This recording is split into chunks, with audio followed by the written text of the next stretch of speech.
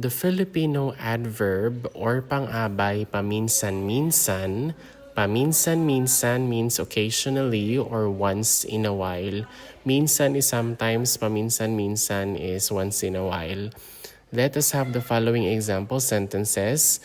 Paminsan-minsan lang akong umuuwi sa probinsya. It means I only go home to the province occasionally. Paminsan-minsan is occasionally, and then uwi means to like go home, and then probinsya is the province. Paminsan-minsan lang ako umuuwi sa probinsya. Paminsan-minsan silang nagkikita sa coffee shop. It means they see each other at the coffee shop occasionally. Paminsan-minsan is like sometimes, and then kita means like to see or to meet, and then coffee shop, it's coffee shop. Paminsan-minsan silang nagkikita sa coffee shop. Paminsan-minsan lang kami nagkakasakit. We only get sick once in a while. Paminsan-minsan, occasionally kami is us lang only.